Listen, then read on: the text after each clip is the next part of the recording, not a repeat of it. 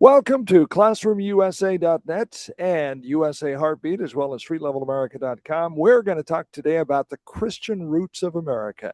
And with me today is Mike Keating. Mike, glad to have you back on Mike's side here at Heartbeat, Classroom USA, and Street Level America as we talk about the Christian roots of this great nation. Now, my next comment may kind of date this a little bit, but this morning I was watching congressional hearings into Anthony Fauci, and there is a distrust of government by Americans, and we need to work on getting that restored.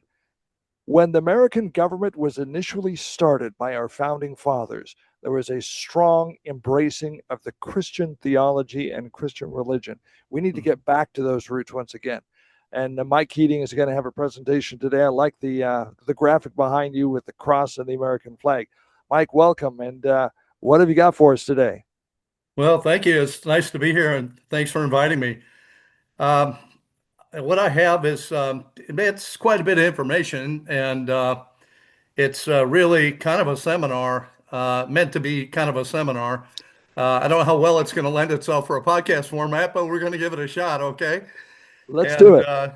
so we have, and I'm going to do a lot of talking and a lot of reading, but what we're going to do is we're going to go into the actual history of this country, and we're going to back up a little bit. And I'm going to be talking a little bit about the early history of the country and the events leading up to the revolution.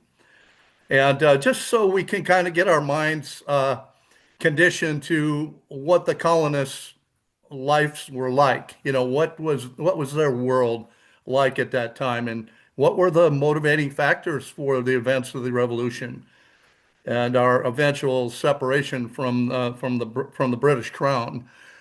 So we're going to be looking at that. The first part of this will be that history presentation, and then we're going to go from there. We're going to talk a little bit about the condition of the colonies.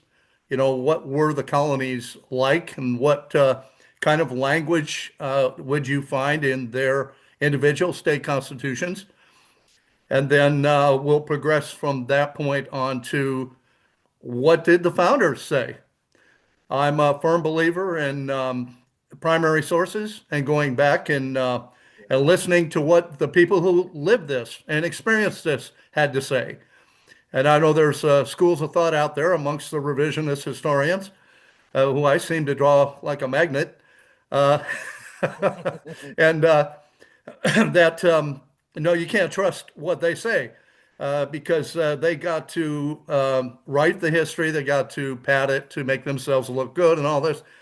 I can tell you categorically, nothing could be further from the truth. The people of that generation, uh, they understood biblical morality. They understood that all liars shall have their part in the lake of fire that shall burn with brimstone and fire.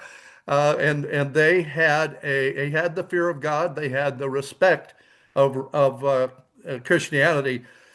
So the two main questions that Pastor Davis put in front of us today are: were our founding fathers Christians? And the second part of that is: was America founded as a Christian nation? Well, by the time we're done with this, I think we ought to put those two questions to rest forever, because it's one of the easiest things to prove once you let the facts into the discussion. So, Dave, you let me know when you want to launch into that. I'm going to share my Yeah, good. screen with Pastor Dave, and I'll try to give him some opportunities in this to get a few words in edgewise. And Pastor Dave, I don't know, you just stop me when you got something you want to say, and I'll unshare, and we'll try to keep it rather loose. Sure. Okay. Let's go Okay, ahead and very do good. it. Let's start with it. Awesome. Okay, here we go.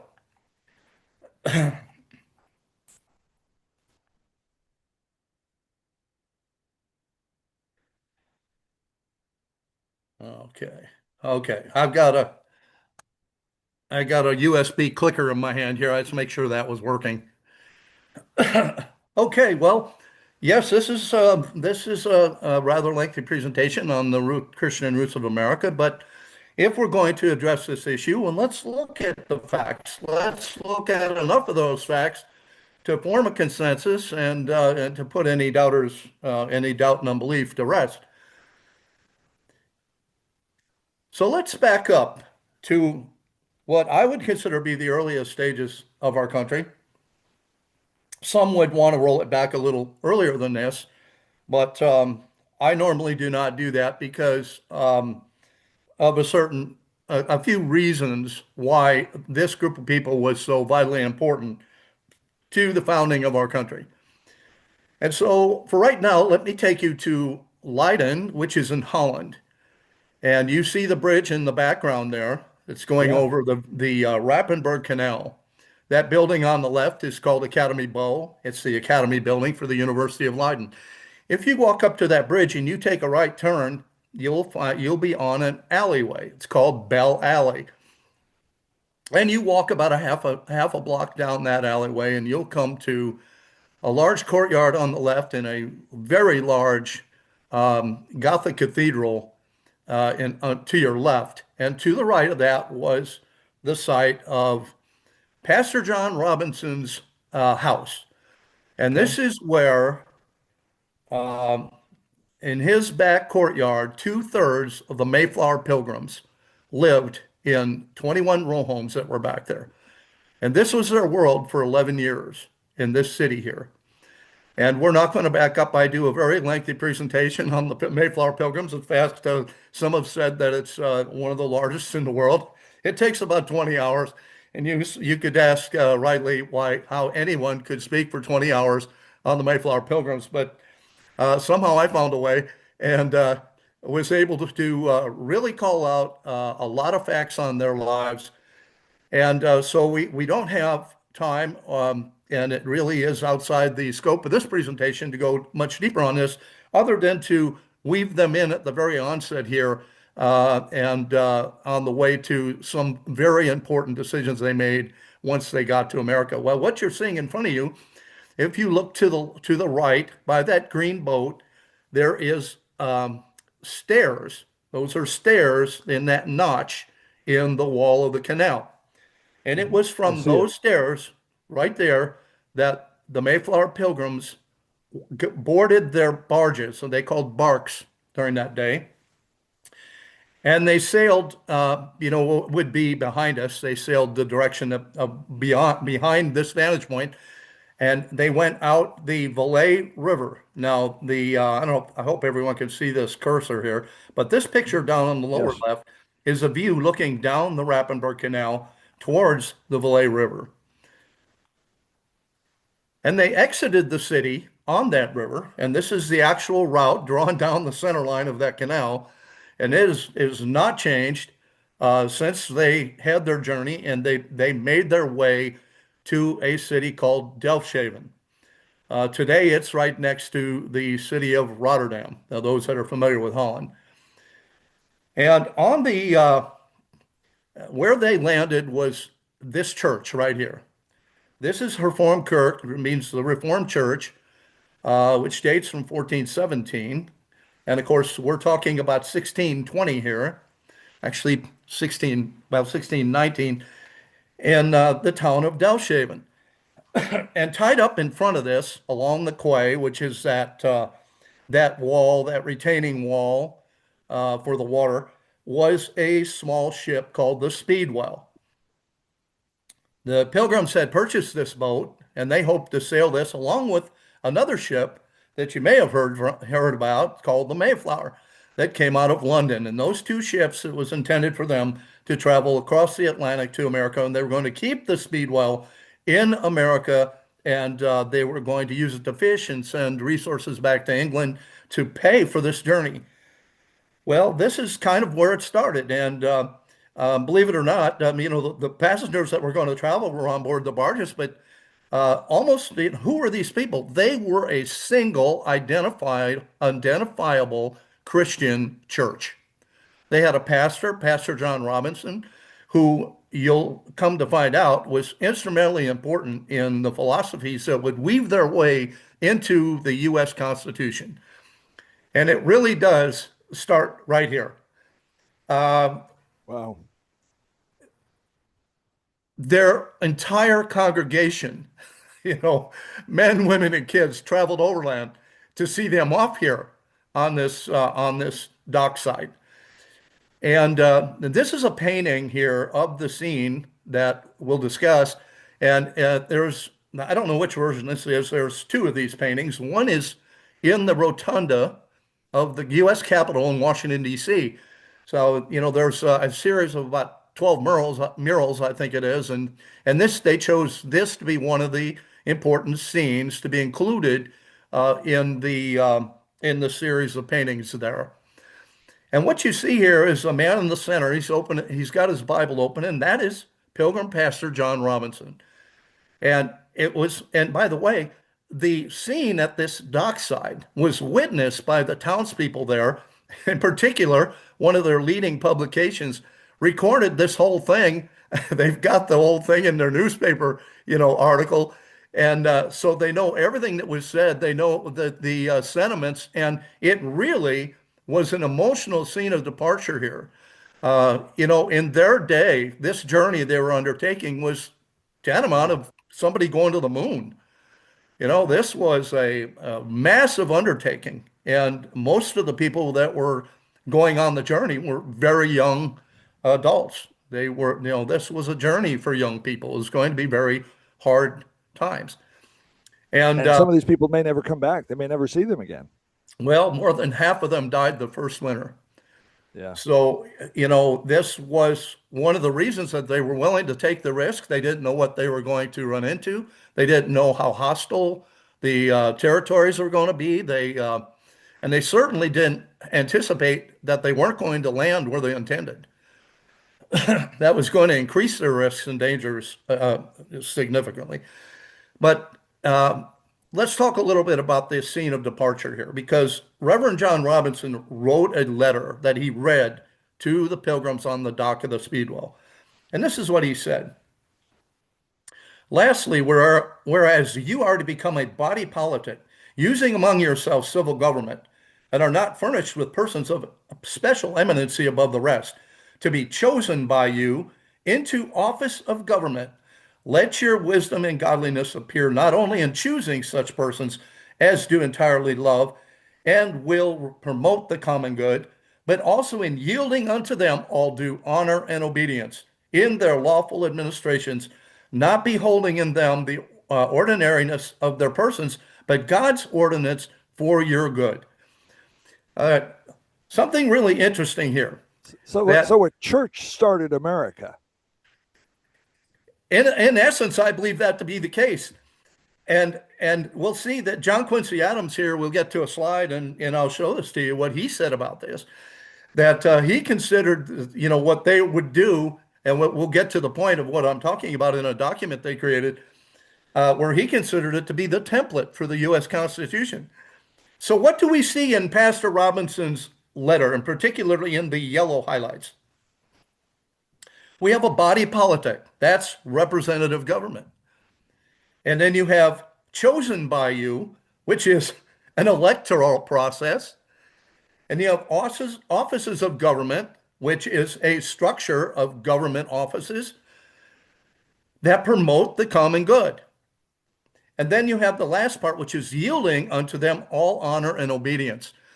That is called rule of law, okay, in our modern vernacular. These are chief principles of the U.S. Constitution. All right, so let's take a look here. Now they would sail across this fierce ocean, quite a bit of drama. I spend 2 days telling the story about their journey coming over here and setting up the colony on these shores.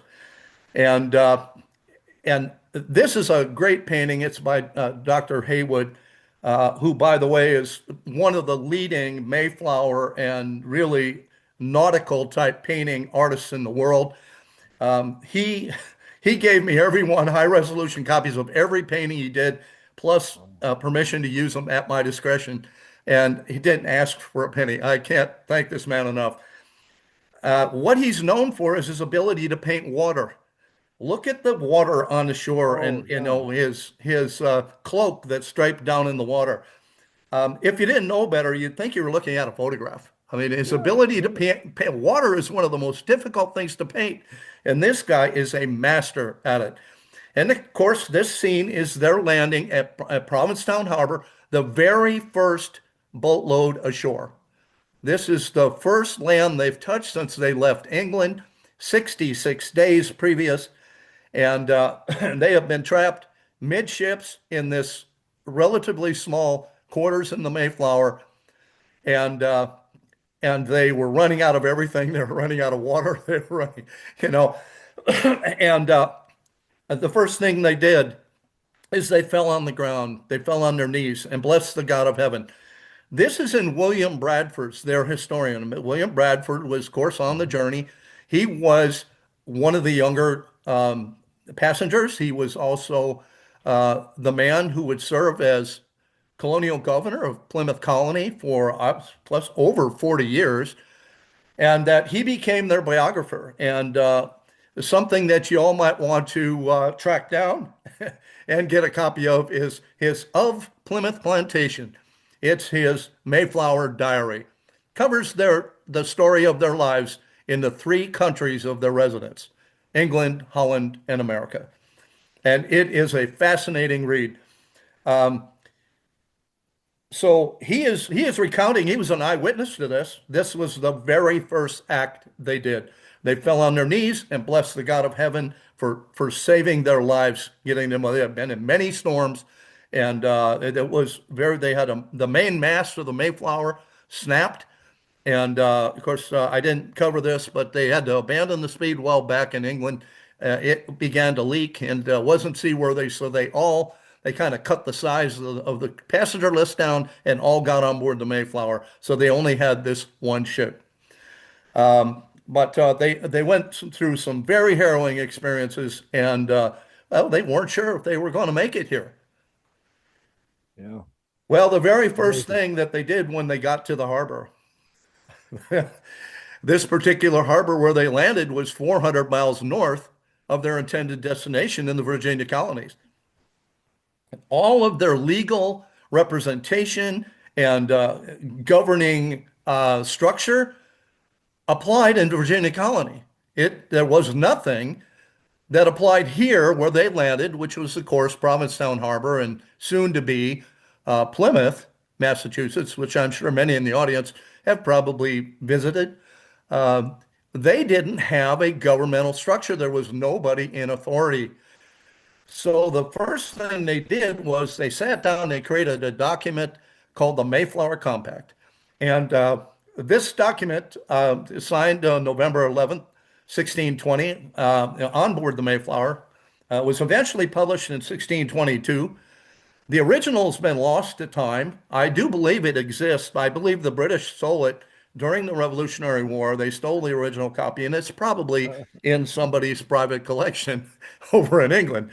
That very thing happened to William Bradford's diary, by the way. And somebody had a moment of conscience in England and decided that it was too important to keep it over there, and they gifted it back to the State House in Massachusetts, where it is in a vault today. All of my attempts to try to get my hands on it have been fruitless, and I'll still try. But in any event, it is probably on the par of on the level of the Constitution and the Declaration of Oh, yeah. Independence in terms of its importance as a document. So what was this document, by the way? Well, it wasn't just any old document. It was a biblical covenant, by the way. And it starts in the name of God, amen. Okay. And It's pretty explicit. it's very explicit. That's a full sentence right there.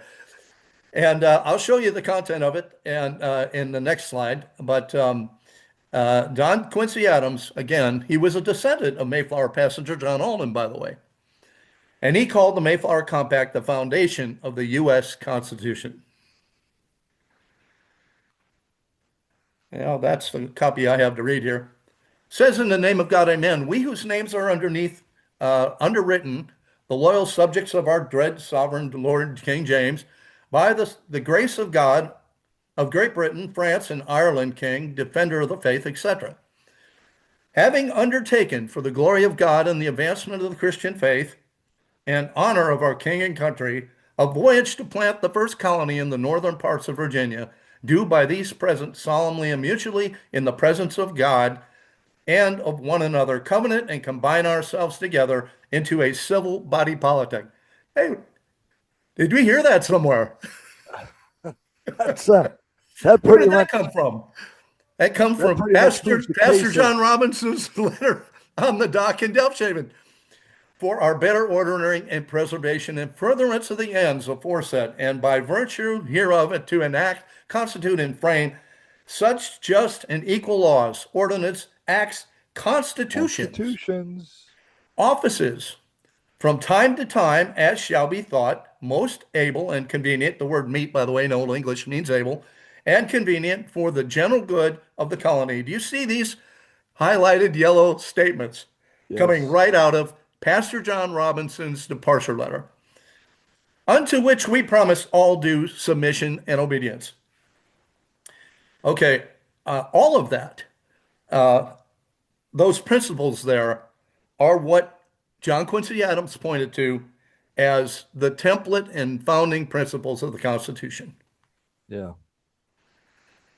So we're going to take a giant leap forward here because we really can't dwell on that history because we want to get up to the colonial period. We want to get up to uh, the part where we're starting to break away from England and form our own governmental structure. So what events led to that? Well, this is a handy dandy timeline here that we're going to use several times here as we kind of march up the checklist. And of course, we had the French and Indian War in 1855, I believe that started. And that was started by somebody you probably never heard of before. His name was George Washington. And I've tracked this history down and been to the original locations and stood on the very spot where the first shots of that were fired in what was really a debacle and something that got out of hand that Washington did not want to have happen. But anyway, it sparked the Indian War, the French and Indian War. It was a war that it spread through seven nations, I believe, on five continents, and it lasted, I believe, 7 years. But that's a separate presentation in itself. We won't cover here. They had something called the Proclamation of 1763. But by 1764 and 65, the British were starting to flex their muscles. The colonists, they were starting to act a little bit too independent. And of course, you've got all of the British forces over in England. And nothing's really enforcing the colonists at this point in time. So the British, they imposed a couple taxes. Well, there's the Sugar Act and then the Stamp Act. And these did not go over well with the colonists. Oh no. Yeah, there was a lot of kickback from the colonists over these two acts. Let's talk a little bit about those two particular acts and visit a site here that's in Boston. Now, I've given tours of the Freedom Trail in Boston, and this is always one of my favorite places to take people, principally because it's largely intact structure from that time.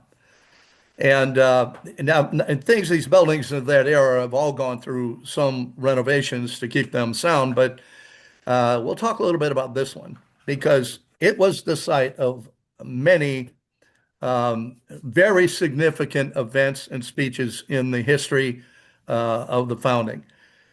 And it is called Faneuil Hall. Okay, you can see it's Faneuil. A lot of people pronounce it Faneuil. That would be quite understandable. But the actual pronunciation is Faneuil, Faneuil Hall. And again, this is in Boston. And this is in particular where Samuel Adams and James Otis delivered very fiery anti-taxation speeches between 1764 and 1775. And they launched the phrase that we know today, no taxation without representation. Representation. That came from this very floor in front of you in protest of those two acts, the Stamp Act and the Sugar Act. Now, if you look down here in this lower inset photo that I put, you can see a kind of a reddish silhouette of a smaller building. Hmm. And that is actually the two-story version of this building in their time. And it was expanded later. I believe in 1806 and it was double. There it is right there. In 1742, this small structure was which they were speaking in existed. It was just these two stories. The roof was spanning the two walls, and the right-hand wall was in the center of this building, which would be right here in the center of this hallway. That used to be the width of the original building. So if you wanted to look for the floor space where they were speaking, it'd be on the left side of this building. And in 1806, they kicked that wall over and they doubled the size of it.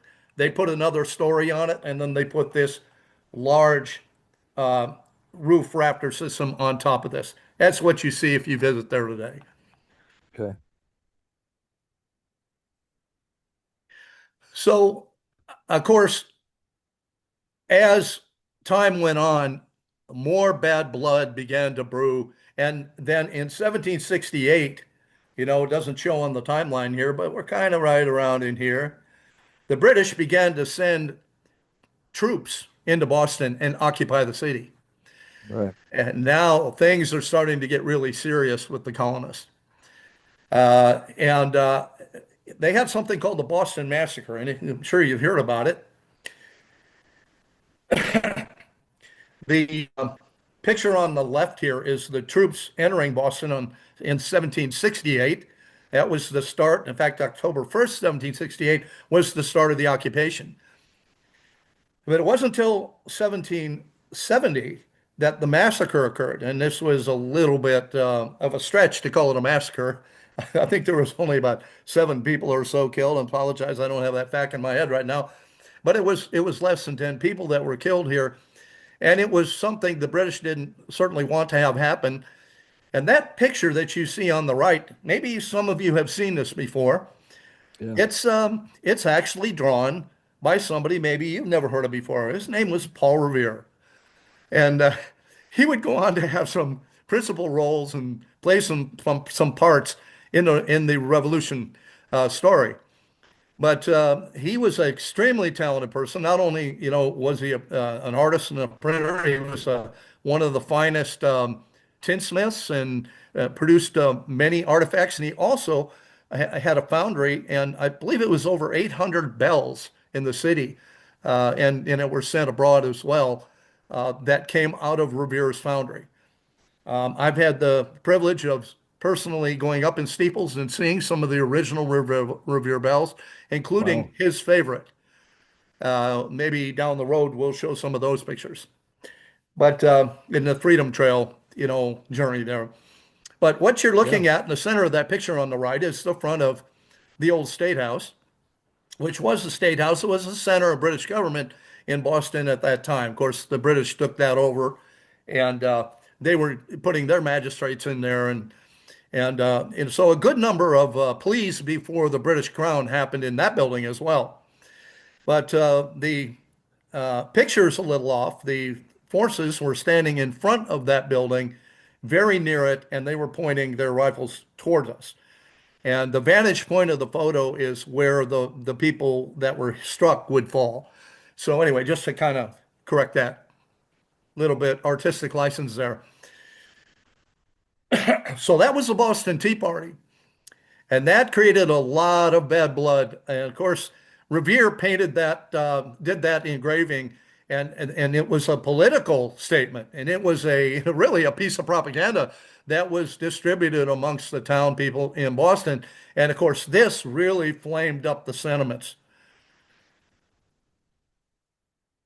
Oh, oh yeah. We've all heard about the Boston Tea Party. Yeah. So that led to another development that we know today as the Boston Tea Party. And of course, there's a lot of history that we're skipping over, that for the sake of time, we will. And this happened on December 16th, 1773. Now, this is 3 years after the Boston Massacre, okay, it's roughly. And I've actually identified where the ship was tied up, which is actually on land now. Boston's about 3 times the size of what it was back in colonial days, and they steadily have filled in the harbor to make more room for buildings. And but we know within a reasonable distance, approximately where this ship was tied up. And we also in the museum, the old state house that I showed in Revere's painting or engraving rather, that old state house is there today. And it's gone through a number of renovations, of course, but and it's been restored to its look during the colonist period. In there is now a museum, and you can see this vial, which is full of tea that was shaken out of the boots of Thomas Melville, who was one of the colonists who they all dressed up as Indians, and they were the ones that went out on the ship and threw the tea in the harbor. Well, they broke these containers open, and some of this tea ended up in his boot. So we have this wonderful relic from the event. And then that led to another thing in 1774 called the Intolerable Acts. We're getting up to the time period here where the colonists have about had enough. In 1774, the Intolerable Acts, which are also known as the Coercive Acts, that's what the British called them, they were four punitive laws passed by the British Parliament in that year in response to the Boston Tea Party. Of course, the British weren't too excited that they squandered all of their tea in the harbor. It cost them a lot of money, and they aimed to isolate and punish Massachusetts for the destruction of the British tea. But ultimately, it united the colonies against the crown. These were the straw that broke the camel's back. It was the Boston Port Act, which closed the Boston harbor to all commerce until the colonists paid for the destroyed tea. In other words, they basically did a naval blockade, and they weren't going to let anything into the city of Boston until the colonists ponied up and paid the British for the tea. And the Massachusetts Government Act revoked the colony's charter, replaced the elected officials with royal appointees, and strictly limited town meetings. So now we've got mass censorship coming in. You've got the takeover of the government structure in Boston, and you can see the tyranny coming in here. Then there was the Administration of Justice Act, which allowed the royal governor to move trials of accused British officials to Great Britain. That means there was no legal jurisprudence against any heinous act that would be committed by the British soldiers here in Boston. And they would just be sent back to Boston where they would supposedly face justice over there. And of course, we can only imagine what would never happen. Yeah. Then there was the Quartering Act. This required colonists to house the British soldiers in unoccupied buildings or private homes. This, as far, in my opinion, was the straw that broke the camel's back. This was the line they went too far. That was the red line. And while the British forces had been quartering themselves on Boston Common, which is a large green space, still there today, and they were running out of room. They kept sending more troops over, so they needed places to stay.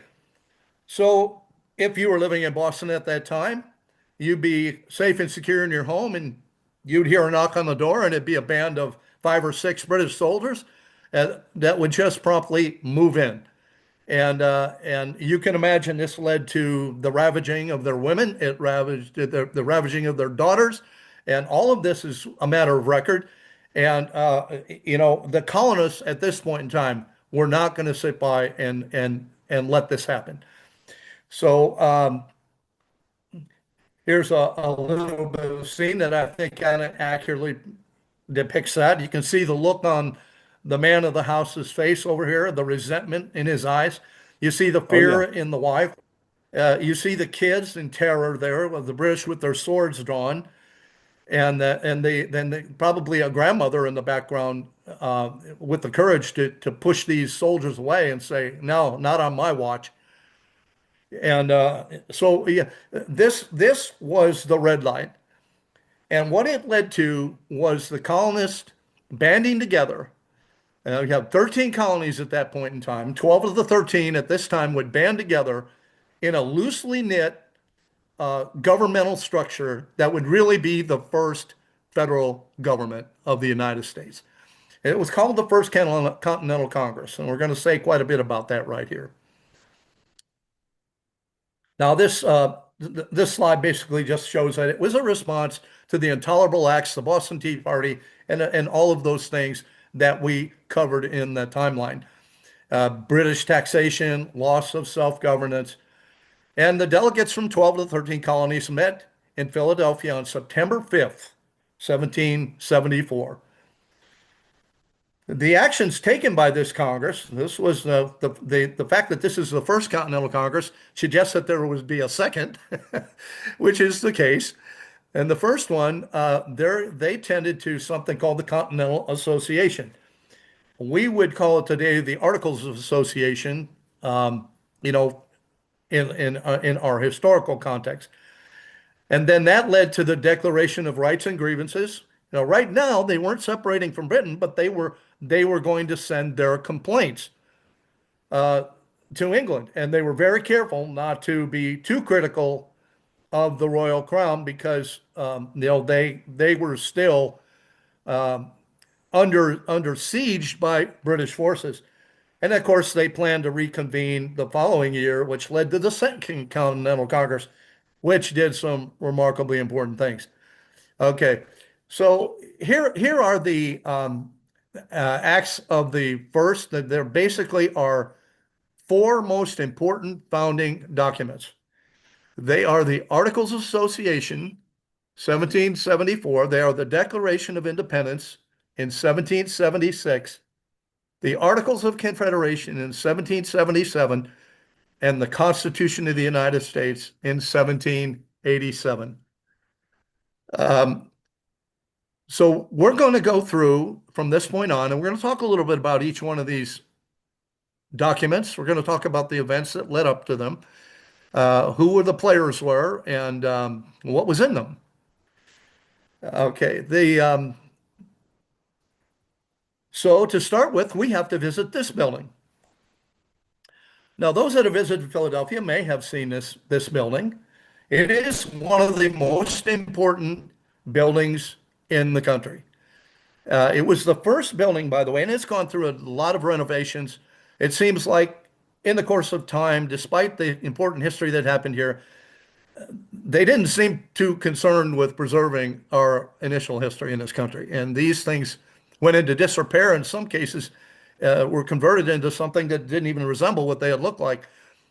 And so while this structure has remained relatively intact, its facade has gone through different looks and the interior has been renovated, but it's all been restored uh, as best as could be determined to the configuration it would have been in during this First Continental Congress.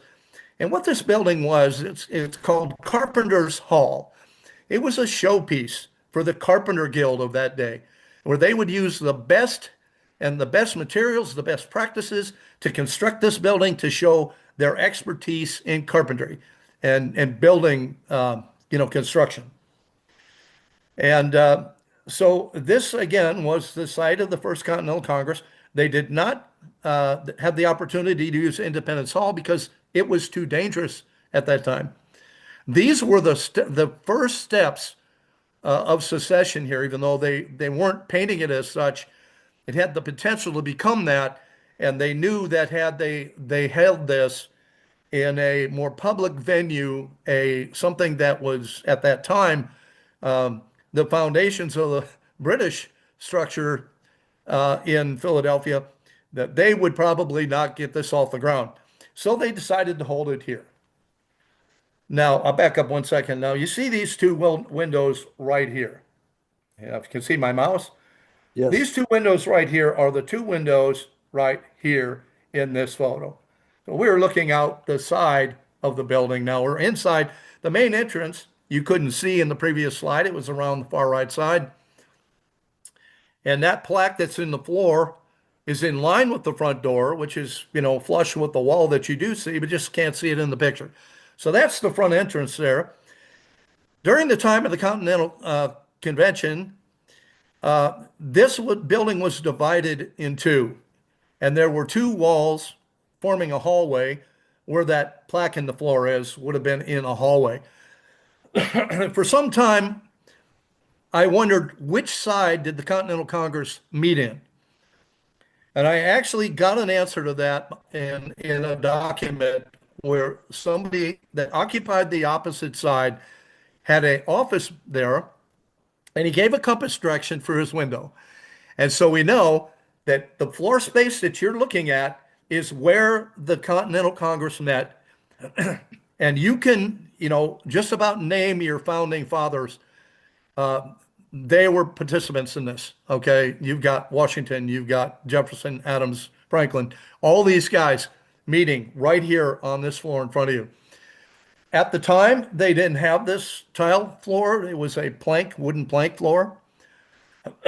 I would imagine a lot of the paneling on the walls is also reproduction, but the floor space and those chairs that you see in the background is original to the Continental Congress. Some of our greatest founding fathers may have sat in those chairs. Wow. Yeah, That's amazing. You're talking about the chairs next to the windows. sure. Do you want me to shell out here and come back? No, it's fine. Oh yeah. No, You had we're good. something to add to that? No, no, it's just amazing to think that those chairs sat our founding fathers. It's just, I love history like you do. And it's just amazing to just think about that. Every time I come in here, I get goosebumps because of the events that happened in here. And even though the First Continental Congress only lasted a matter of months, the course of they put things into motion that formed this country. And major historians have looked at this floor space right in front of you and called this the foundation of America. Happened right Wow. here. And so this is in the front of my mind when I come in here. I often stand and stare at those chairs and then wonder, we'll never know, but wondered, was there a Franklin, in this one? Was there an Adams? Was there a Washington? You know, we'll just never know. But there again, you never know. You never know. Those characters could have occupied one of those seats. Now, there's several of these chairs that are in other locations as well. So they do have quite a few of them. But that's Yeah. that floor space of this place, and just please do not miss visiting this building if you take a tour of Philadelphia and you go here.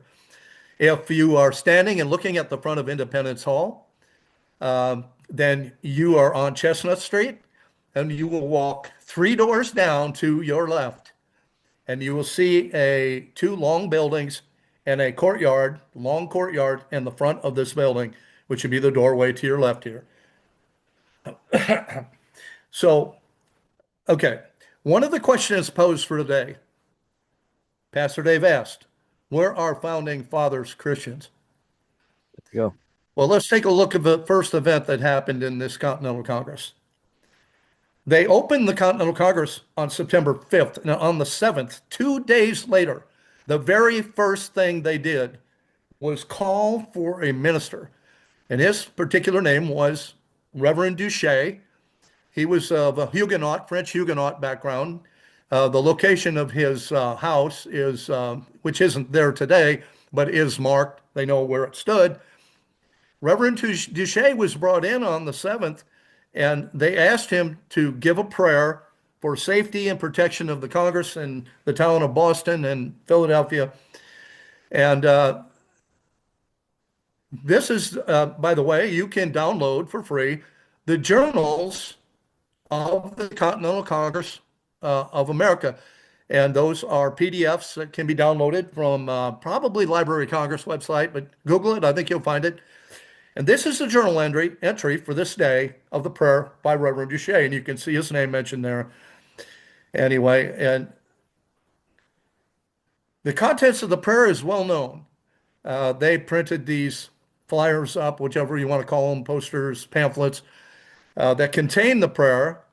And here it is. I thought I would be able to read this, but in Zoom, I have things that are sitting over the top of my slides, so I can't read the top of all of that.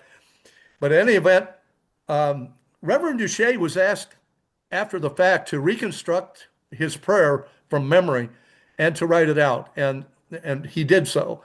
And this is his text. And if I back up, you can see it. But I won't take the time to read this prayer, but I will say this, that the effect that this had moved the colonists off their feet. It moved them to their knees and then off their knees. It was so moving and emotional the way he gave this. And John Adams had a lot to say about it.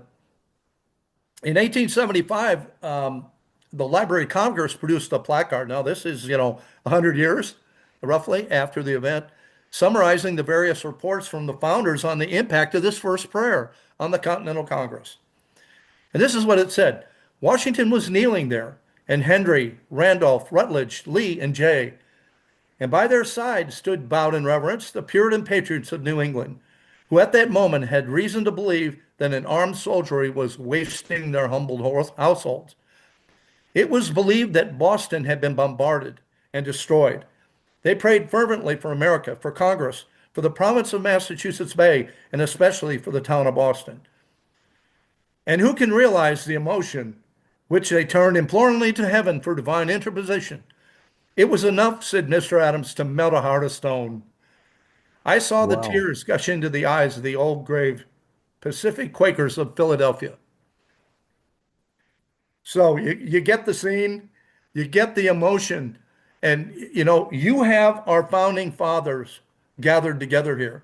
This painting, by the way, was done. I think I put the source on the top here, which I can't see, but the author is known, and he painted this, and along with this, he painted a key, which I did not display. But every one of these people has an identity, and there it is. And I'll leave this up on the screen for a second. You can wind the video back if you want to have fun with this. And you can find out who your favorite founding father is in here, but you can see, here's Washington kneeling right here. And this is done, from historical sources. You have Reverend Duché behind the pulpit, and you have John Adams right here behind this guy. So you can pick your favorite founding father out, but they were present for this, and this was the very first act of the Continental Congress that really was beginning to form the United States. We They still do that particularly know today, don't the they? impact. They still start the congressional session with a prayer, I believe. Yes, Yeah. and this will be. I'll leave this a little bit on the screen here. I won't take the time to read it, but John Adams, his wife Abigail, was up in Boston, which was their house. They actually lived in Boston, and just a month before this prayer, they had moved to what was then Braintree, which we call Quincy today. Which of course, his estate is up there, and his where he's buried, and John Quincy as well. And it's a great place to visit. But he wrote a letter to his wife Abigail. And Abigail Adams was just a fantastic source because she was so astute and so eloquent in her writings about the events that were taking place of the Revolution. Her writings are as valuable as any of the founding fathers. And they went back and forth about this letter, in particular to John Adams wrote to her and telling her about the effects, not only that Duchesne's prayer had had, but the Psalms that were read accompanying it. And the effect that they had on them. And you can see his excitement and his enthusiasm in the tone of this letter to her. He was literally taken back by the event. So, the very first course of action, they undertook a project to create something called the Articles of Association.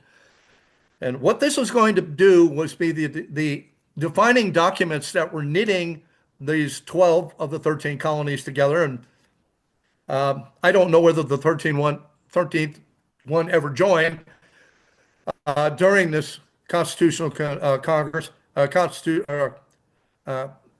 it was the Constitutional Convention. It would be later, but this is the Continental Congress. And I don't know if that 13th entity ever joined, but 12 of the 13 banded together under this document, which become very important because this would be what they were under while they would go to the next task, which is the Declaration of Independence. And interestingly enough, let me point out on this, we won't take the time to, elaborate on everything that this document did, but one of the interesting clauses that was in here was a ban on the slave trade. And let me point out that records show that Wow. a substantial portion of these delegates in this Continental Congress were slave owners, and some of them the most major slave owners of the colony. Despite this fact, they voted to put a ban on slavery in their colonies.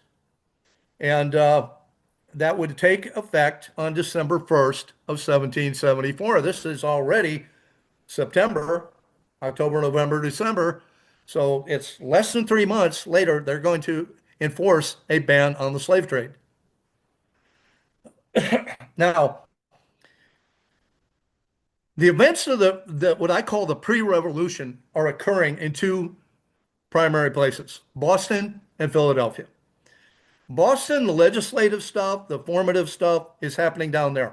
In Boston, the kinetic stuff is taking place, the occupation, the rejection of the colonists, of the British forces, and events like this one, which would lead up to the first shots of the revolution, which were happening in April of 1775. Now, this would be, what, 5, 6 months from the Continental Congress, First Continental Congress. And these first shots, everybody's heard about the Battle of Lexington and Concord. And the fighting started, of course, on Lexington Green, which is depicted here in this painting. And then it would progress shortly thereafter to this bridge right here. And perhaps you've heard of the shot that was fired that was heard around the world. And that was fired on this bridge. Well, not this one, but the one that stood in its place, the pilings of which were dug out of the creek bed directly under this one. So they know where that bridge sat. And they've constructed a replica as close as they can imagine that one had looked. And but this is where the shots, and some people regard this shot as the first shot of the revolution, as a little bit of a stretch because there were shots fired and people killed on Lexington Green before this. And then shortly thereafter, that was in April, May, June, about a month and a half to 2 months later, we had the Battle of Bunker Hill, which in itself is a little bit of an anomaly because it wasn't Bunker Hill was the hill next to this. This is actually Breed's Hill. So Bunker Hill was actually fought on the wrong hill. So I mean, historians have, I think it's just easier at this stage to just change the name of Breed's Hill to Bunker Hill. But in any event, it doesn't seem to bother anybody where it was fought. The events that took place there are what were important. And that's a study in itself of what had happened there. And some of the great heroes of the American Revolution, like Joseph Warren, would come out of this battle. And sayings like, don't fire till you see the whites of their eyes, you know, just incredibly important things. If you, everybody knows about the Old North Church in Boston, where Yeah. the lanterns were hung in the staples, Paul Revere lanterns. Uh, Most people don't know that the basement of that, a lot of key people, including Pitcairn, who was a British general that was killed in this, particular Battle of Bunker Hill, were buried in the basement of that church. If you go down there, I believe there's over 1,000 people that were buried and interred in the basement. And I had the luxury and the pleasure of going through there with one of the curators who, after hours took me down there and then let me photograph everything in that basement. And I made some interesting discoveries while I was down there. But in any event, that's the Battle of Bunker Hill. Now, I'll try to weave that's just a little lesser known historical facts into this. And it probably isn't 1 in 10 Revolutionary War historians that really know about this. But I want to tell you the story about four cannons. And when the British were occupying Boston, the colonists, of course, in Lexington and Concord, they were fortifying themselves up there. And Concord, that was their armory. What little gunpowder and armaments and things that the colonists did have were kept in an armory in Concord. And, uh, and they had no cannons. They had no real heavy artillery.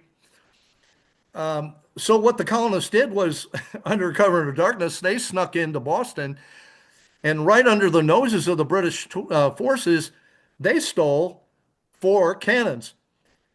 Two of those cannons are in front of you right now. Two of the four.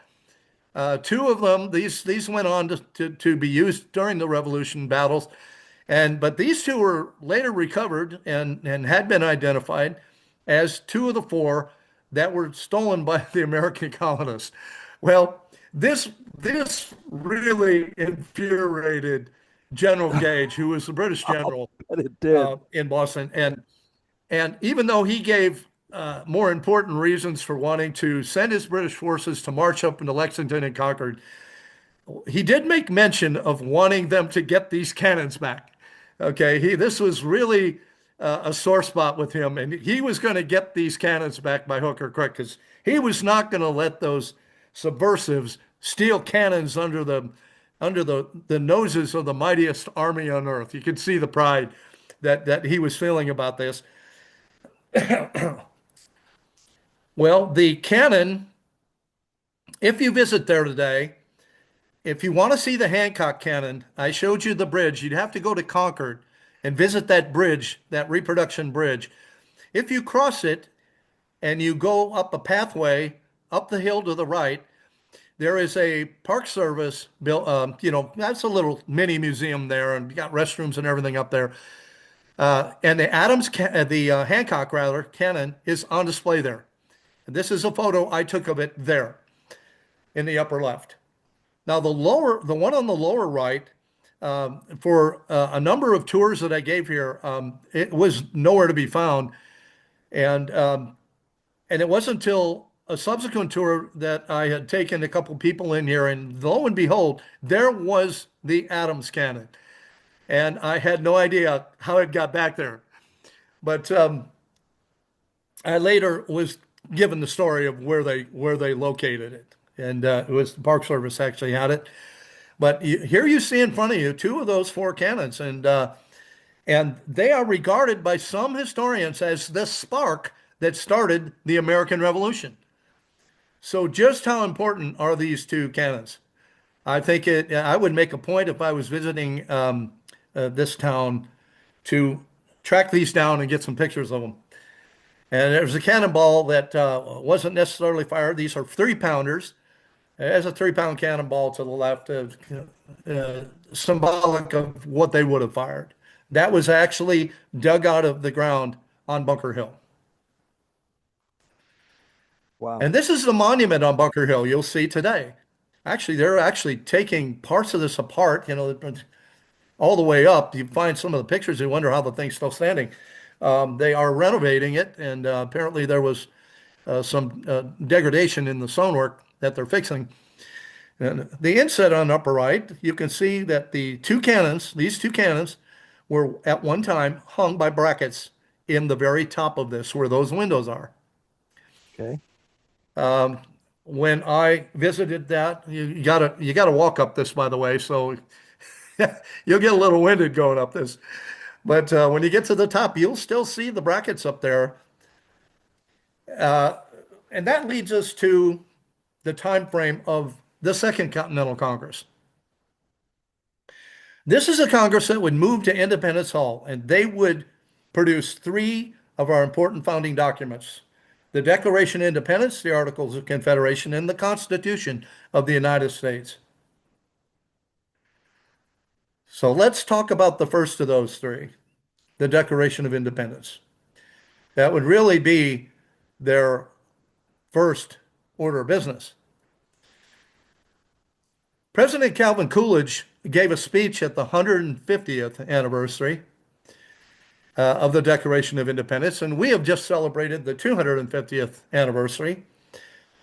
And I was sorely disappointed by the festivities and the activities and the sentiments that I heard broadcast virtually on every channel, which bear no resemblance to what had happened on the 150th, much less the 50th anniversary, which were major celebrations in this country.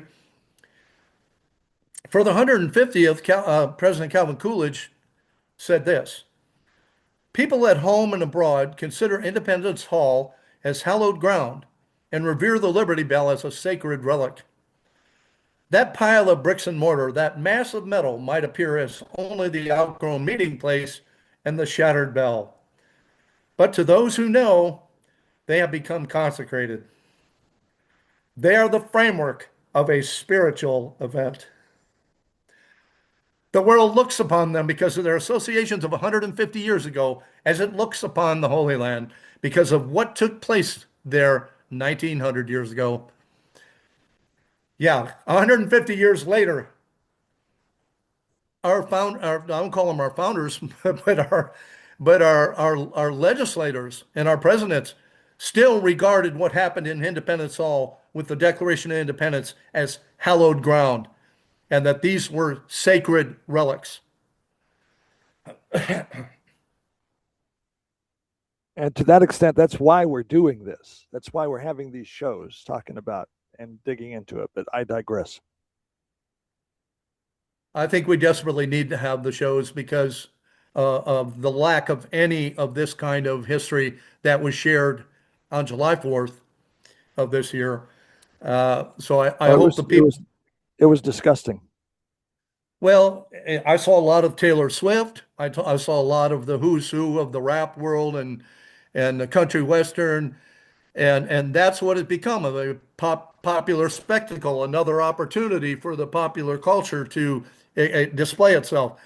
And sell And the history congregants. of this, yeah, the history of this was almost absent. Now there were some, to be fair, some programs that were broadcast. There was one good one on George Washington, a couple other on the founding history, but by and large, if that occupied 2% of the airwaves and television broadcasts on that day, that would be a generous estimate.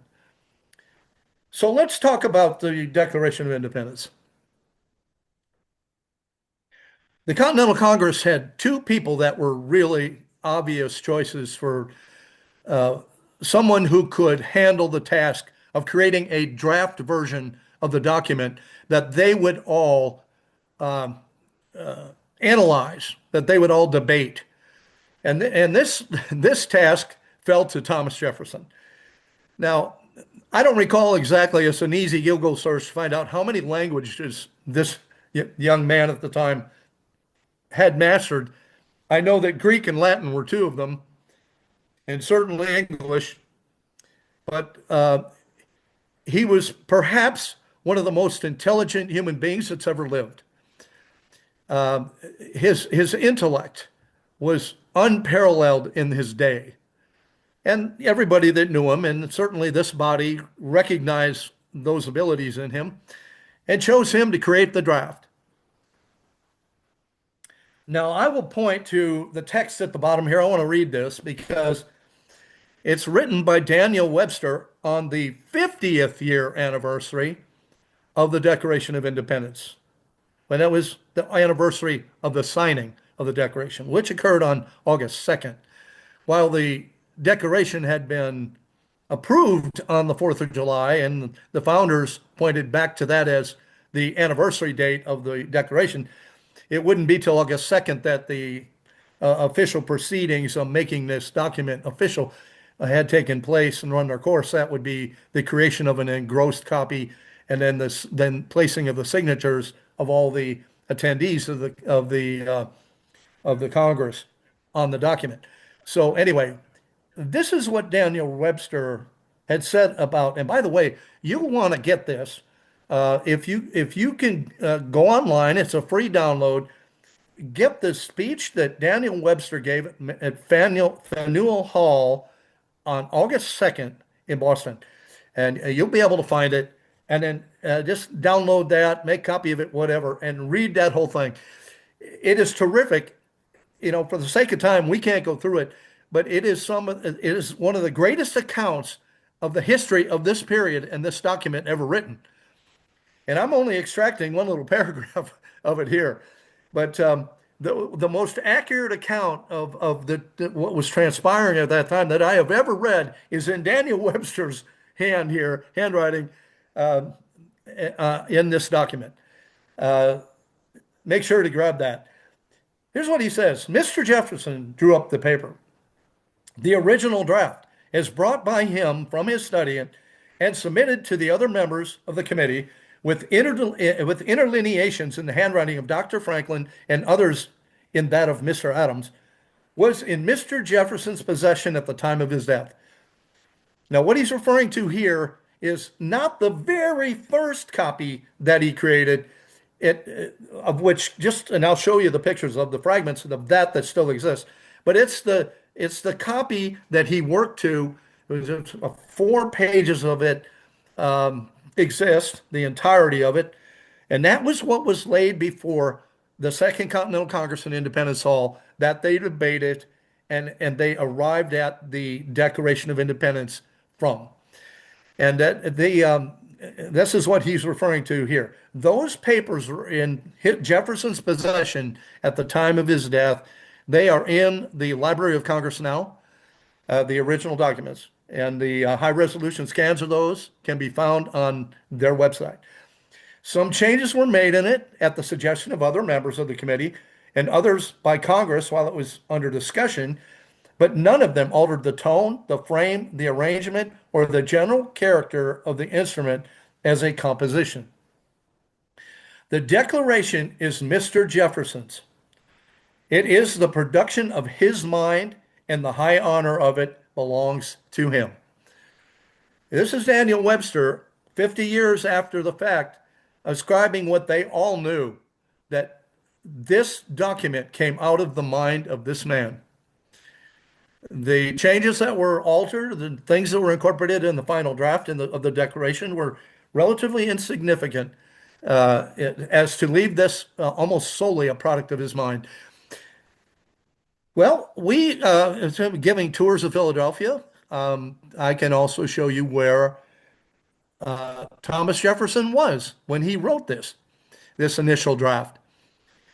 And of course, the original house is lost to time, but they have created a replica building in the period look that sits on the site.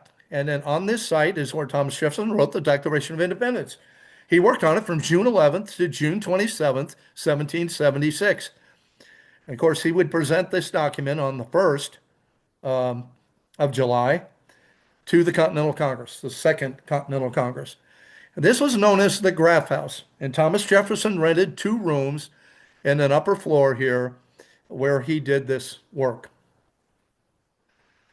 And I'll go back to that picture here. That's probably that inset picture in the red bound border there, probably a pretty good, accurate depiction of what was taking place in this room. He had along Thomas Jefferson and he had along Ben Franklin. And there, of course, is Thomas Jefferson standing. And you see all this wadded up paper on the floor, and they were, basically hashing over this initial draft that they would send to Congress. Another treasure that we have today is Jefferson's writing desk that he wrote the Declaration on. A lot of people don't realize it exists. But it was built at this time by cabinet maker Benjamin Randolph in early 1776. To Jefferson's specification, he actually designed it. And it was upon this very surface that Jefferson composed the Declaration of Independence. It was gifted by Jefferson on November of 1825 to his grandson-in-law, Joseph Coolidge. And I often wondered if that's Calvin Coolidge's, ancestor, as a wedding present with an attached handwritten note authenticating his role. So he gifted this desk to his grandson-in-law with a paper saying, "This is the surface I wrote the Declaration of Independence on." Oh, there is no doubt. What a wedding gift. What a wedding gift. Yeah. Of course, this is in the Smithsonian Institute now. I don't know if they display it or not. Perhaps you'll find it there. I hope so. Yeah. That's another It's story. in the Second Continental Congress met there to manage the war effort and then make decisions about the formation of a new republic. And they issued a plea for help from France and Spain at the same time. Of course, fighting had already begun. They were already having to manage forces before the declaration. Among independents from England were John Adams, Benjamin Franklin, Roger Sherman, Roger Livingston, and Thomas Jefferson. And it was Jefferson's duty to write the draft copy. We've been over that. He took 17 days to produce it. Now, at the time, Jefferson was staying in that rented room I showed the reproduction of with cabinet maker Benjamin Randolph. He's the one that made this. But he was actually rooming with Jefferson at that time. The very same person Jefferson had commissioned to build this writing box. He was the proprietor of one of the most successful cabinet making shops in Philadelphia. And he also made desks for notable others, including Washington. People envied having a desk made by this man. He was so talented at it. Um, so let's move on and talk a little bit more about this earliest draft. These two fragments that you see on the lower right side are the only remaining fragments of the initial draft, the very initial draft that Jefferson had had written. And you do see some crossouts, some amendments. They could have been Jefferson's amendments himself. I can't tell you whether any of those are Adams and Franklin, but I can say that these four documents here, which are the four documents that were prepared by Jefferson with the aid of Franklin and Adams, were produced in the hand of Jefferson and include notations by Franklin and Adams in the margins and in between lines. And these are the four documents right here that Jefferson had in his possession when he died.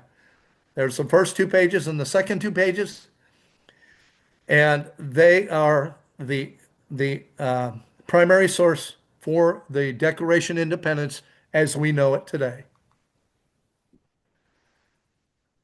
Okay, this says pretty much what I just said. Talks about this as a 1,337 word document, written primarily by Jefferson, receiving 86 edits from the likes of Benjamin Franklin and John Adams, and later the entire Continental Congress. The final version is several hundred words shorter than the original. Now, that answers a little bit of questions there. That some of those notations may be from some of the other members of the Second Continental Congress. So that was the bulk of all the discussions was collated in those four pages. Uh, some changes were more significant than others. Uh, some of the rights which we know today as self-evident were originally sacred and undeniable. Citizens were originally subjects, and I'm glad they got rid of that because the document that was to come here was changing that status from subjects to citizens. Perhaps most crucial of all, the 28th grievance against King George III was cut out of the final draft that Jefferson wrote the crown. And what is that grievance? I can't read the number of the grievance. I think it's noted at the top in the title here. But you know, the Declaration of Independence was basically a list of grievances against the crown, and they were numbered. And this, in his initial draft, was one of those grievances. Take a look at what it says. It's against That slavery. yeah, King George. Now, I've heard it said that Jefferson's draft banned slavery. It did not. The purpose of the document was it did not have the authority. What they were doing was submitting grievances and then notifying the British Crown that they were withdrawing from the colonies. That's the purpose of the document of the Declaration. But this is what it said. That King George III had waged cruel war against human nature itself, violating its most sacred rights of life, liberty in the persons of a distant people who never offended him, captivating and carrying them into slavery in another hemisphere to incur miserable death in their transportation thither. Now he's talking about the slave ships here. And I've got quite a bit of information on the slave ship and the abominable conditions that the African slaves were in as they traversed the Atlantic. And he squashed the colonies. Now just pay a particular attention to this last line that the king had squashed the colonies' every legislative attempt to prohibit or to restrain this execrable commerce. You know what that's saying right there is that the colonists before this document had tried multiple times to abolish the practice of slavery, and the king would not allow it. The British Crown and their ordinances would not allow it. We're going to see that crop up again down the road when we talk a little bit more about that. Jefferson maintained that the deletion was made at behest of delegates from South Carolina and Georgia. Of course, more than half of this alliance of the 13 colonies were slave states. Historians have suggested that it was necessary because the passage was so blatantly hypocritical as to be embarrassing. I will comment that those later historians are revisionist historians that are not interested in conveying the actual sentiments. Historian Jill Lepore writes in the New Yorker, in itself a liberal document, and its erasure marked the beginning of centuries of political attempts to pretend that slavery never happened. They did no such thing. Our founders never pretended that slavery never happened. Even our subsequent generations never pretended that to be the case. Um, did they do a perfect job in dealing with the issue of slavery? I would say that there were things that could have been done that should have been done that weren't done, but there were also reasons why they weren't done. Some of these things weren't done because it would have violated law.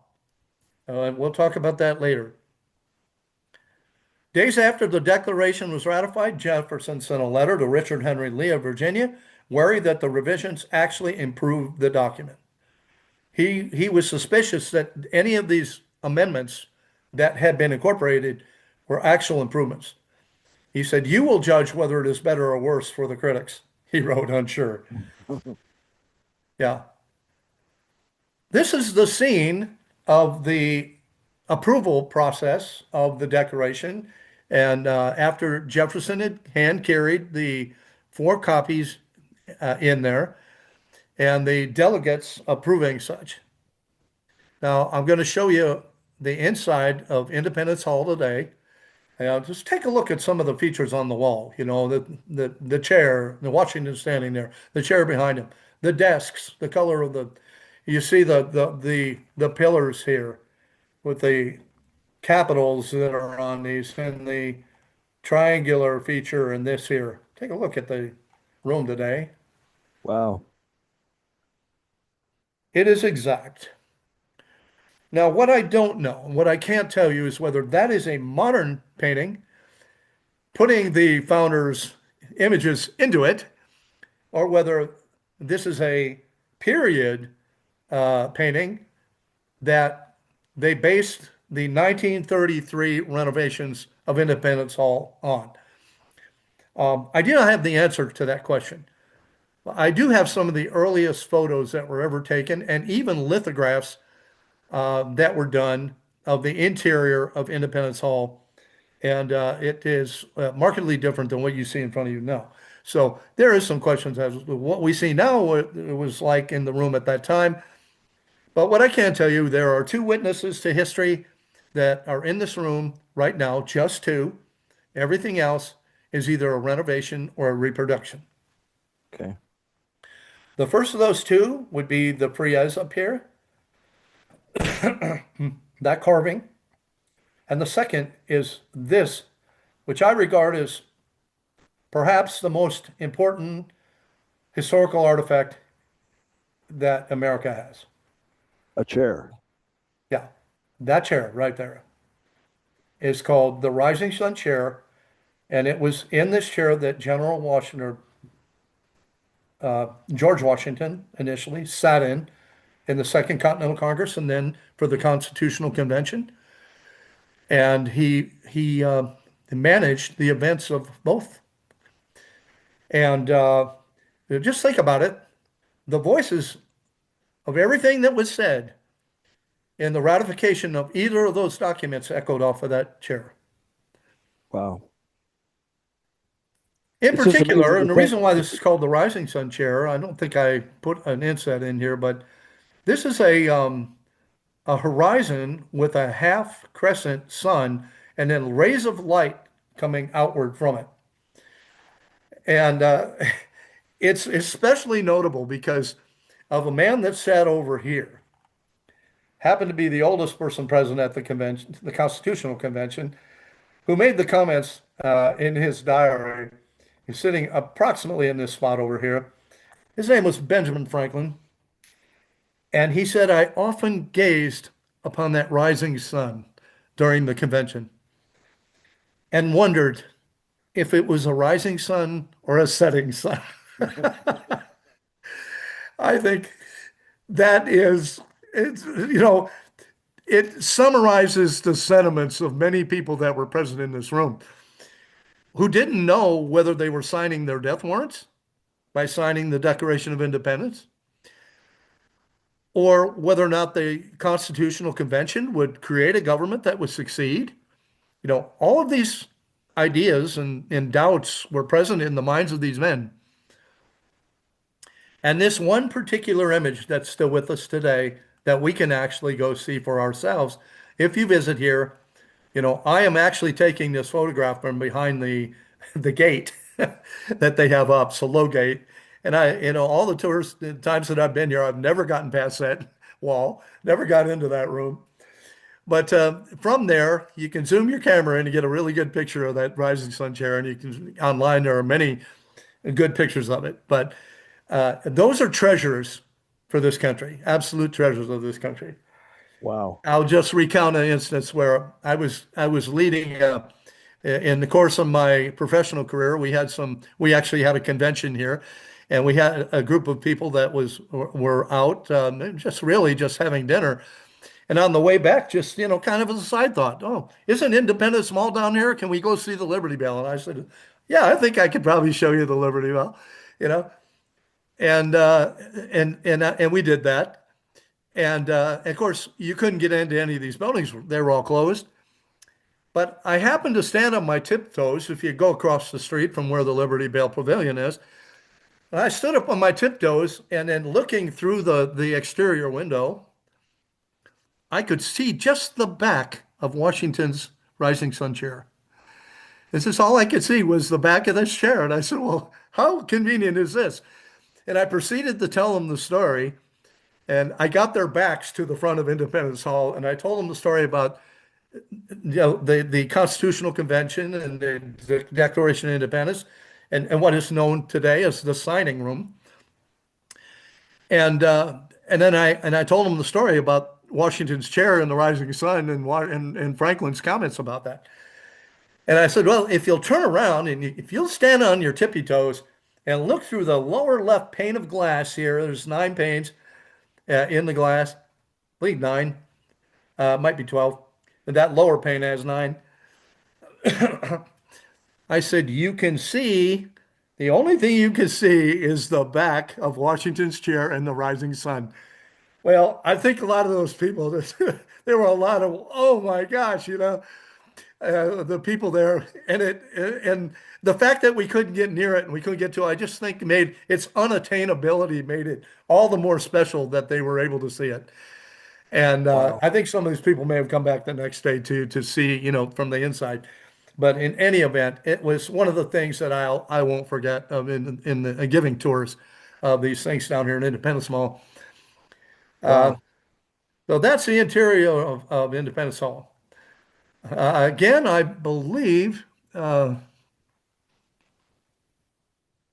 this May, I can't see the top again, Pastor Dave. You may be able to Excerpts see from whether this Daniel comes. Webster's special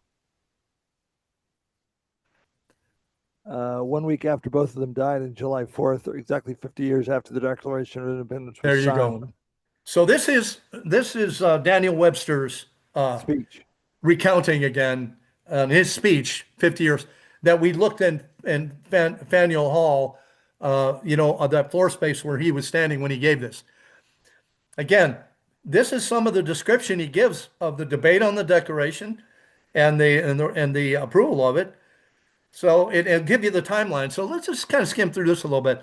The Declaration having been reported to Congress by the committee, the resolution itself was taken up and debated on the first day and second uh, of July.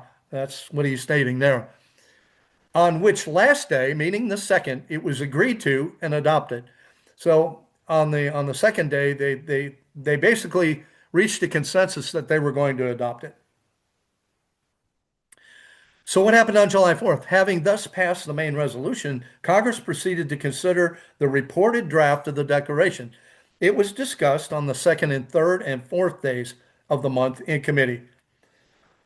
And on the last of those days, being the 4th of July, being reported from that committee, um, it received the final approbation and sanction of Congress.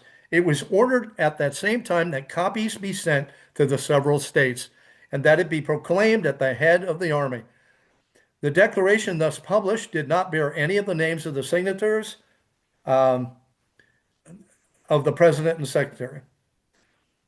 Then on the 19th day of July, as it appears by the secret journal of Congress, resolved that the declaration passed on the 4th be fairly engrossed on parchment with the title and style of the unanimous declaration of the 13 United States of America, and that same, when engrossed, be signed by every member of Congress, and that the second day of August following, the declaration being engrossed and compared at the table, was signed by the members. So you see what had transpired here.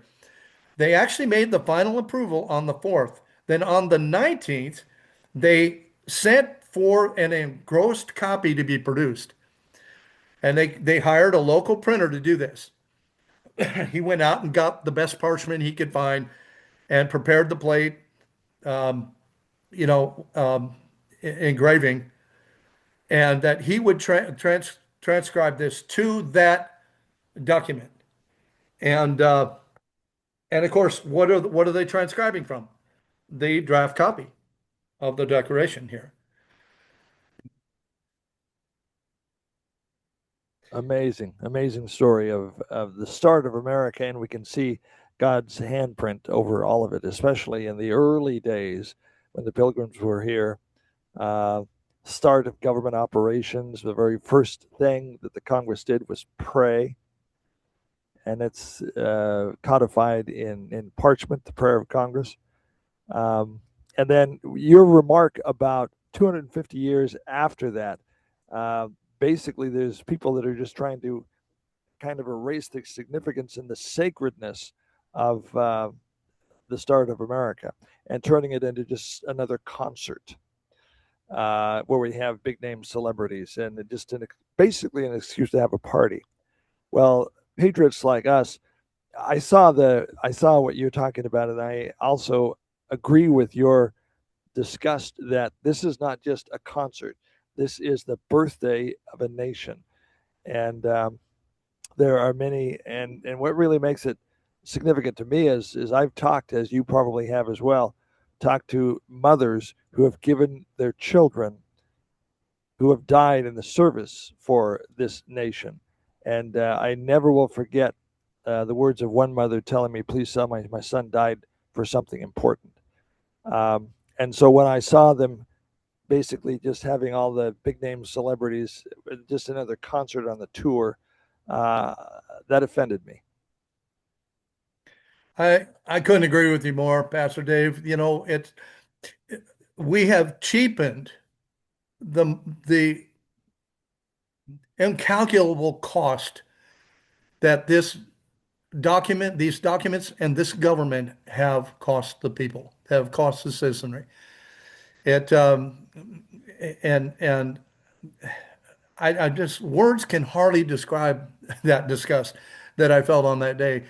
I thought here we have a prime opportunity. We're going to see somebody out there step up, and it's not going to be business as usual with the normal Fourth of July, where it's another day off. It's fireworks. A It's barbecue. it's barbecue grill. So yeah, it's sad. It's actually sad to say. And I know we're not alone. There's millions of Americans Oh, out yeah, that feel the same way about this. Now, the interesting thing, if we'll get back to this in the bottom section of text there, that Daniel Webster notes that no report of the debate on the Declaration was ever made. So we have absolutely no idea at this stage of the game, other than the annotations that are on the the 4 pages, what was discussed. I meant, and maybe they wanted it that way. Maybe it was for good reason because they knew that this was a document that would be looked on by Britain as absolute treason to the crown. oh yes. And when they fixed their names to it, I believe it was Franklin that said that we better hang together or surely we'll hang separately. Meaning we better stick together and organize ourselves and form something formidable that can resist the forces of England, or we're goners. That's what was going on in their heads. So just think of the courage these men had. I do. Get a recounting of what happened to the signers of the Declaration. How many of them lost and they pledged their lives, their fortunes, and their sacred honor For honors. in their documents. And look at how many of them lost exactly that. Several of them lost sons. Uh, some of them lost everything they had. Some of them were in prison. It just this founding group here paid a heavy toll. Amen. Amen. And here And, is the and of parchment. course, there is the document itself. This is the one you'll see if you go to the Archives building in Washington, D.C. today. You'll see it on heavy uh, security. You'll also see it on heavy environmental production. You can see it's extremely degraded condition. And this is for a number of reasons, not the least of which is the fact that when this document was finally ratified, it went on tour. It didn't stay put, and they just somebody would roll it up, stick it under their arm, and take it down the street and roll it out on the table. Hey, look at this. This is the original.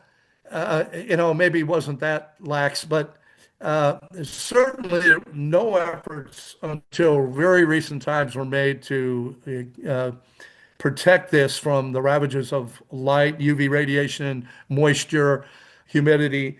And so now, they're doing the best they can they'll never be able to reverse it, but just to keep its further degradation from happening.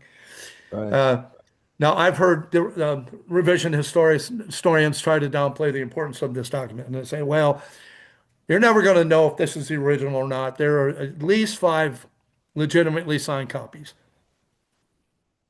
which is Yeah, but true.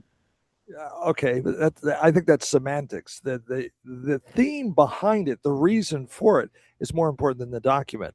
And we can easily get sidetracked into minutia and the finer points as they try to pick and what they're trying to do is they're trying to degrade the importance and the sacredness of this document and the importance of the United States of America. It's just, oh well, we'll just destroy this, do away with the Supreme Court, do away with the office of presidency, and have the House of Representatives just kind of select your president.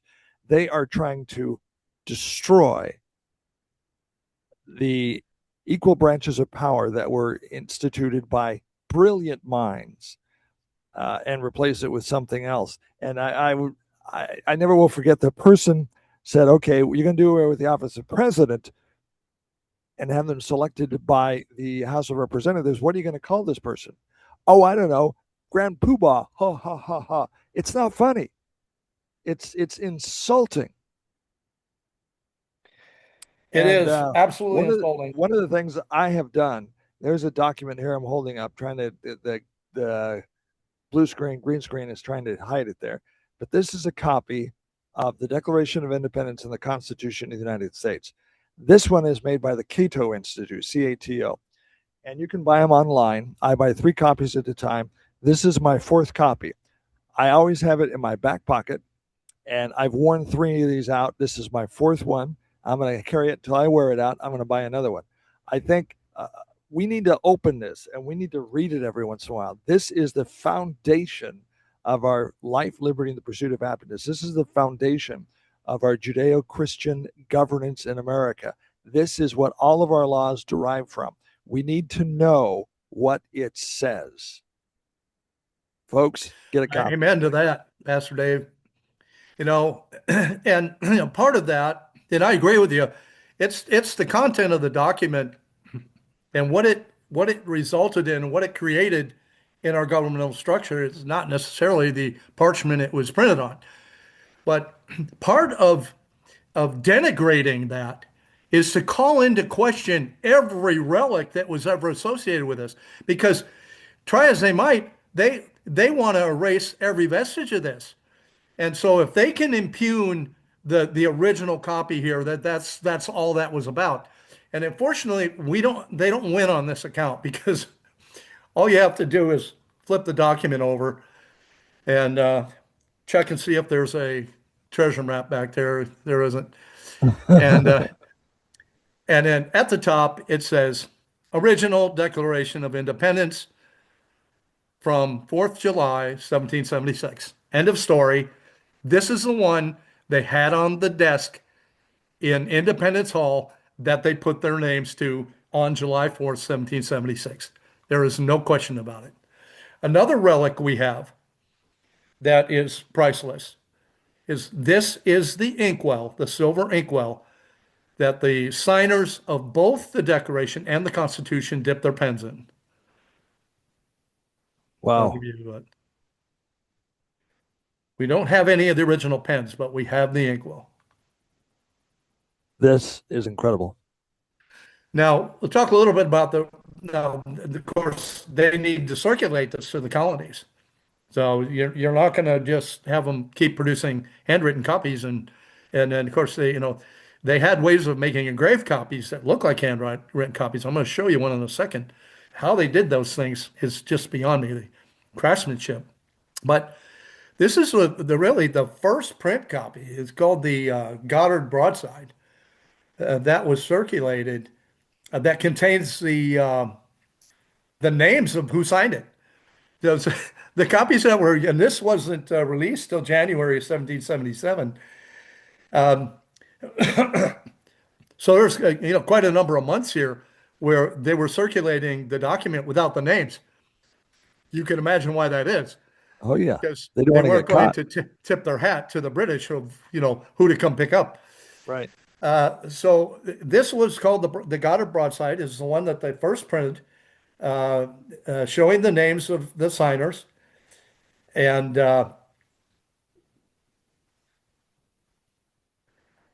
this is an equally important copy of this. Now, in 1820, John Quincy Adams became president, and he he took a look at the original Declaration of Independence. He saw that degraded. It was even starting to get bad in 1820.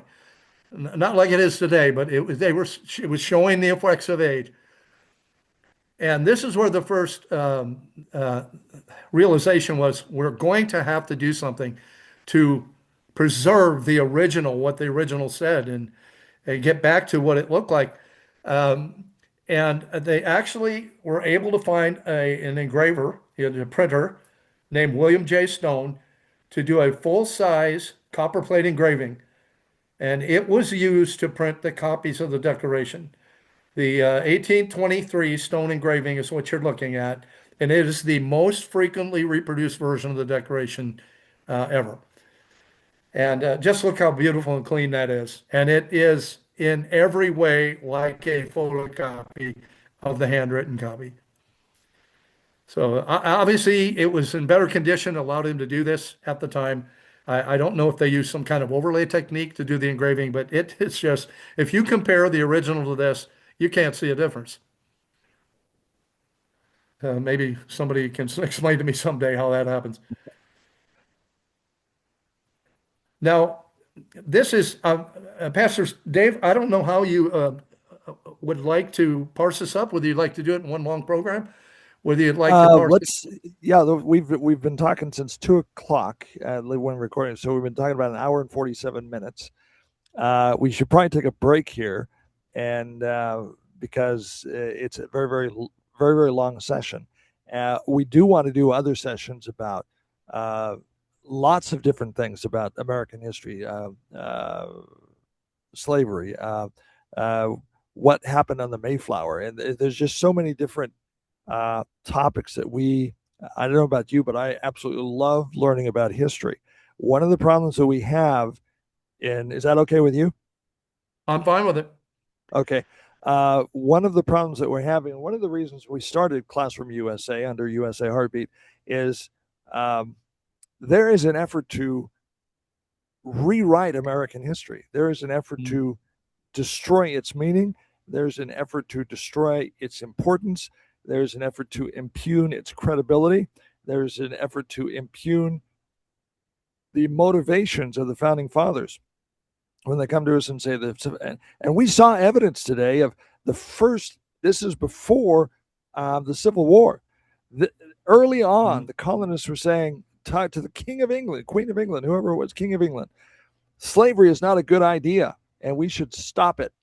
So when you come to me and say America is a slave nation, slavery is talked about in the Bible, Old Testament. Yeah. This is not something that the American founding fathers, this is not something George Washington said, you know what? I think I'm going to go get those people from Africa and they'll work on my plantation. But there's people that are revisionists, you call them, that are trying to impugn the credibility, the motivation. They're evil white men, ogres that were just in it to become rich. And that's not the case. That's not the story. The facts get in the way of their attempt to revise American history. Again, one of the things I'll never forget is one lady from South America. I wasn't there. I watched it on TV. A presidential debate in the last or the preceding presidential election. She stood up and she said, "You folks in America have got to get this figured out because, listen to this, if not America, where? If not America, where? Where do we go? Where is the Statue of Liberty in the harbor? Where is life, liberty, and the pursuit of happiness? Where are the Bill of Rights? Where are our foundational freedoms ingrained in the founding documents of our nation?" An attorney who was trying to defend a person in Canada who was silently praying outside an abortion clinic said, "I wish I could defend my client in the United States of America because you have rights of speech that are ingrained in foundational documents of your nation. I wish I could defend this case in America because I'd win. Here in Canada, good luck with that." But he was saying, "I wish I could fight this case in your country." Lady in South America said, "Fix this, America, because don't screw this up because there's nowhere else to Mm. go." No. We need to hear America that. is the best form of government that's ever existed. It's based on biblical foundations, and we're going to, when we get into the next session, that'll become even more apparent. And we're going to listen to what the founders themselves had to say. If there's anybody that's doubting whether this country was founded by Christian men or whether this country was formed as a Christian nation, there won't be any doubts after this is done. Wow. And we're going to continue to do this. We're going to do this and other topics with Mike Keating about history, because we're not rewriting history. We're just learning from it.